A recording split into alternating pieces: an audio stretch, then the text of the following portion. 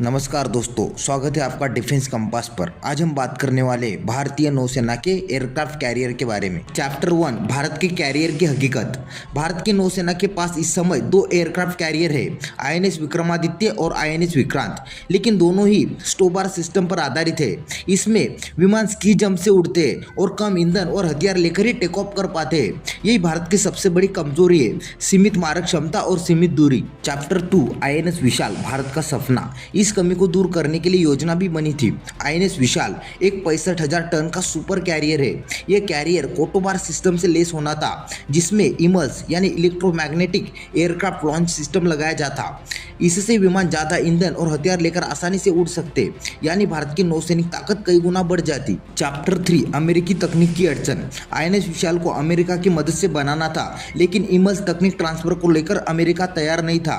कारण है, टेक्नोलॉजी बहुत नई और महंगी है। अमेरिका खुद इसमें दिक्कतें झेल रहा है, राजनीतिक और सुरक्षा चिंता है। इसी वजह से आईएनएस विशाल की टाइमलाइन 2030 से भी आगे खिसक गई। चैप्टर 4, चीन की बढ़त। जहां भारत इंतजार कर रहा है, वही चीन लगातार नए कैटोबार कैरियर्स बना रहा है। इससे हिंद महासागर और इंडो पैसिफिक में शक्ति संतुलन बदल सकता है, यानी अगर भारत पीछे रह गया तो उसका राजनीतिक दबदबा कमजोर हो जाएगा। चैप्टर 5, आत्मनिर्भर भारत की कोशिशें।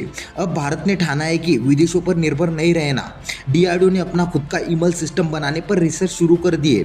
Super conducting material, high power electronics और इलेक्ट्रिक प्रोपल्शन पर काम जारी है।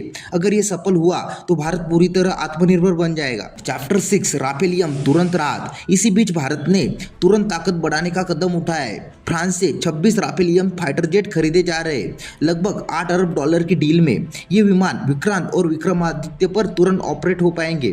भविष्य में नेवल एएमसी आने के बाद नौसेना और भी ज्यादा मजबूत होगी। चैप्टर 7, नए साझेदारों की तलाश। भारत अब सिर्फ अमेरिका पर निर्भर नहीं रहना चाहता।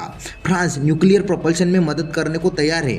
ब्रिटेन इलेक्ट्रिक ड्राइव प्रोपल्शन पर सहयोग दे सकता है, यानी भारत अब मल्टी पार्टनर रणनीति का अपना रहा है। चैप्टर 8, नौसेना के अंदर की बहस। नौसेना के अंदर ही बहस छिड़ी है, क्या इतना पैसा और समय कैरियर पर खर्च करना सही है? क्योंकि दूसरी तरफ पनडुब्बियां ज्यादा असरदार और सुरक्षित मानी जाती है। वे दुश्मन को छुपकर निशाना बना सकती है और सस्ती भी पड़ती है। चैप्टर 9, भविष्य की राह। भारत की सबसे बड़ी चुनौती यही है, सुपर कैरियर बनाना या पनडुब्बियों पर फोकस करना। आईएनएस विशाल भारत का सपना है, लेकिन ये तभी सच होगा जब तकनीक, फंडिंग और राजनीतिक इच्छा शक्ति तीनों साथ आए। तो आज की वीडियो में बस इतना ही। वीडियो अच्छा लगा तो प्लीज लाइक, शेयर और चैनल को सब्सक्राइब करना ना भूले। मिलते इसी तरह के अगले एक और नए इन्फॉर्मेटिव वीडियो के साथ। Thank you for watching.